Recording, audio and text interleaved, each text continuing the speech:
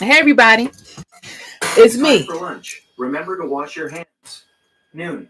Thank you, Google. So that means it is our lunchtime chat at noon. Okay, it's our lunchtime chat at noon. Happy Friday, everybody. Thank you to my Google machine for letting me know that it's time to begin. Okay, and that's exactly what I am going to do. So listen, stop. All right. If I'm talking to you, if you're choosing a realtor just because they sold $1 million home last week, you might be setting yourself up for failure. All right. Let's be honest. Does that mean they can sell or market your home? Can you get the best deal? Can they negotiate like a pro? Not necessarily. So, I want to talk about in today's live um, just breaking down what actually matters when choosing a realtor. All right. And it's not about price points. So I want you guys to stick around because I'm going to go through this and hopefully change maybe the way that you look at real estate. All right. So whether you're watching live or the replay, I want you to hit ready. Type in ready in the comments, whether you're live or you are watching this replay. Okay. Or you're watching this clip because you know we take lives and we chop them up. Okay. Everything is content. So, why do I want to start talking about this? This week, I tried to, number one, do these lunchtime lives to talk about things going on real estate, whether it's nationally or whether it has to do with me as Daniel J. Mitchell, PA licensed realtor. I want to bring you just some current, up to date, real time, real life scenarios. And I had spoken with, and I think I said this previously, to a forever client of mine. And one of the questions she asked was, hey, I'm looking in potentially this price point. You helped me get a property a few years back and another price point which was lower, but do you service, do you do are you do you work, however way you want to put it, in this price point? And so I was able to let her know. Absolutely. And yes, I can not just say that in theory, I can say that in actuality. And I'm like, hey, just a couple weeks ago, I closed on something within that price point, and within the area that you're likely going to be, looking at. So absolutely, I service that price point. But I want to talk about this because I service any price point. Let's start there. Me, Daniel J. Mitchell. Okay. I service a varying range of price points. And I'm gonna break down why it is and what that looks like. Okay. So I understand that a lot of times the myth that more expensive homes, the more expensive home the better agent. And I get it, right? If this person sells at this volume or at this price point, they must be the best, right? If they have all the followers on the Instagram, on the TikTok, they must be the best. And price does not equal performance. Okay. I'm not knocking any of those who are in those categories, but I want to be clear in when you're selecting your realtor, price does not equal performance. And here's why. A great realtor isn't just about selling expensive homes, they're about strategic marketing, smart negotiations, and understanding the market inside out, especially whatever specific area you are looking to list or buy, right? Would you rather have someone who knows luxury homes and on the main line, or an agent who actually knows your neighborhood? The buyer's looking there and how to maximize your deal. Now, drop yes if that's for you. What's important, most important, is that a person, I don't even think that is just the area. What's important is that that person understands marketing and that person understand negotiation.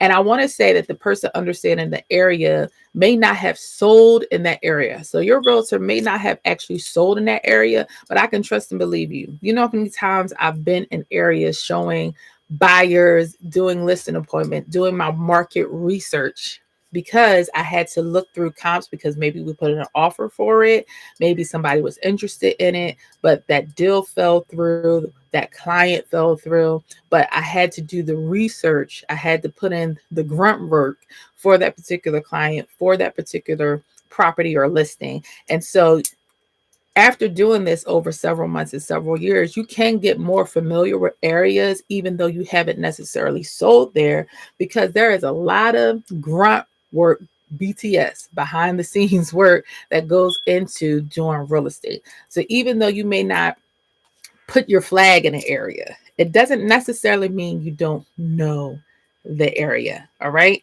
So that's what I want to talk about with that point. Next. All right. What really matters when choosing a realtor? Let's talk about expertise and strategy.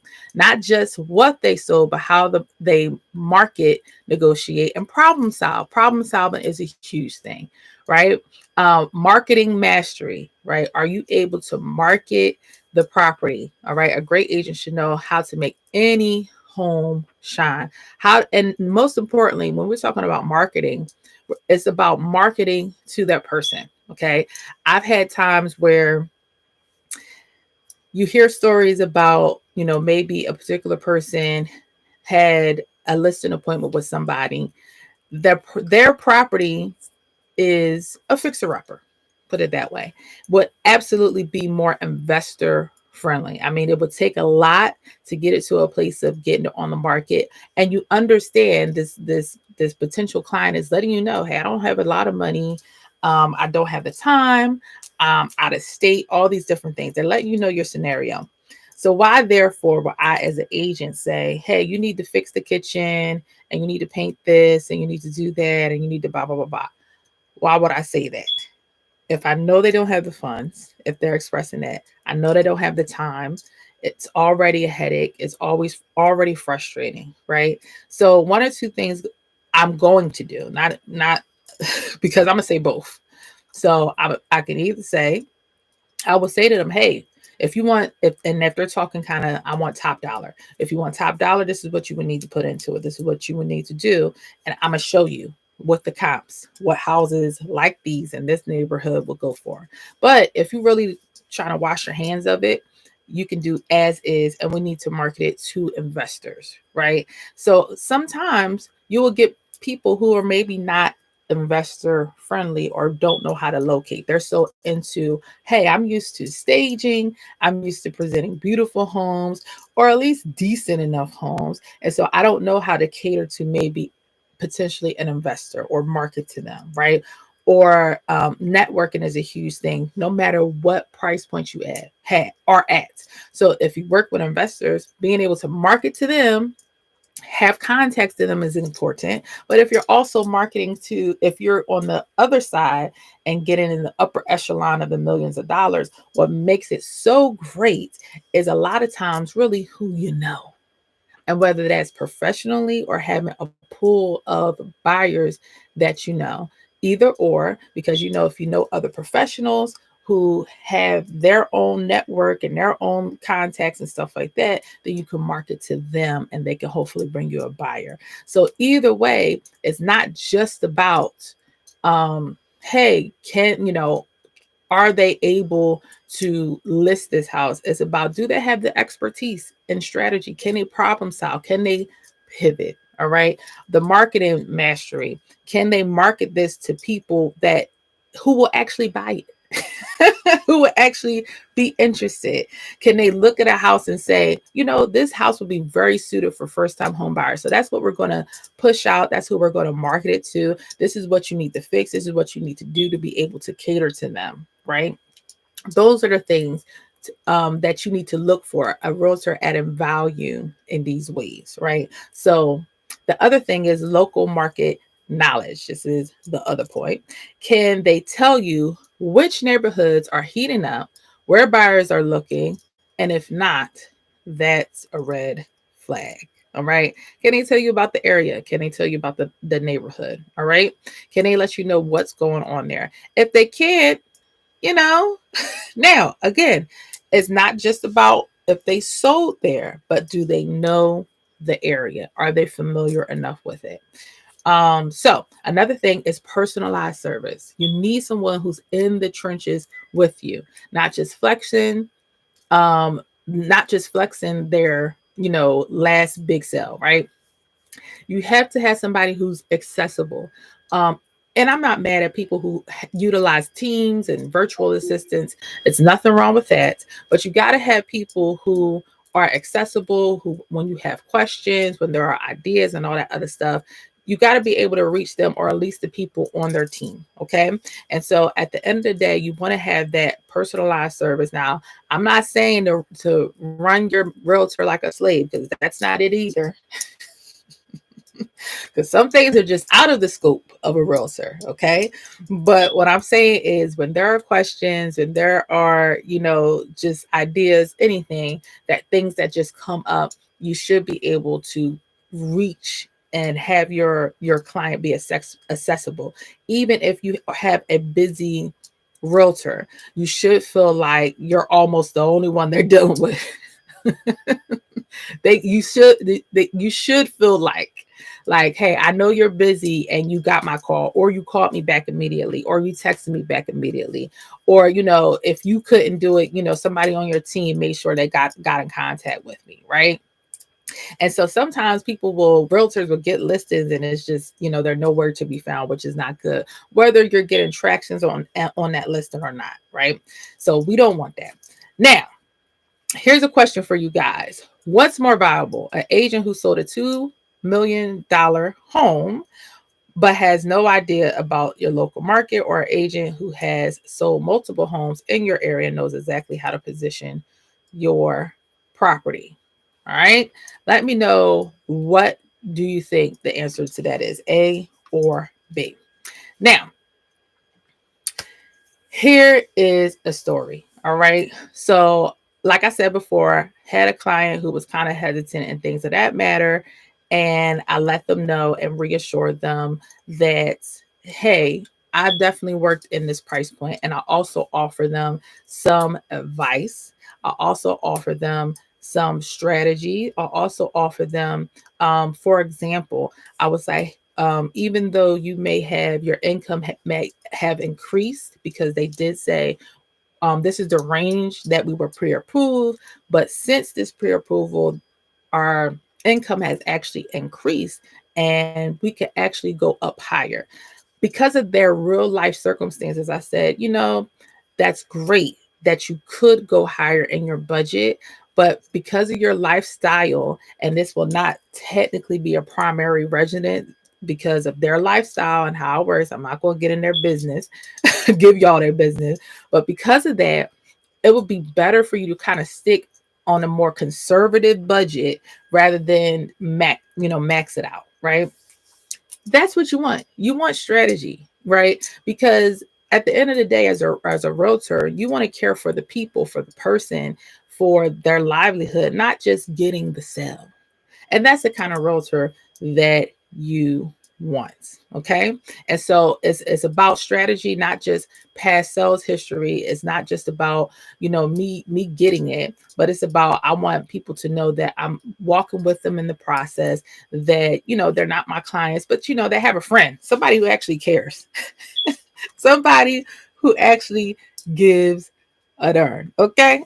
So I want you guys to have a little bit, of a Q&A, whether you're watching a live, whether you're watching a replay. Drop a line on some of the questions you might have for a realtor. Drop a line, because like I said, have you heard of this kind of myth that if I utilize you, you have to be the greatest expert in the area? Or have you heard the myth of, hey, if I'm looking in this price point, that means I need to pick the person that only does this price point? Because I'll tell you what, somebody will be pre-approved for $200,000 and feel like, hey, I can't choose a person that does a greater price point. Hey, you never know.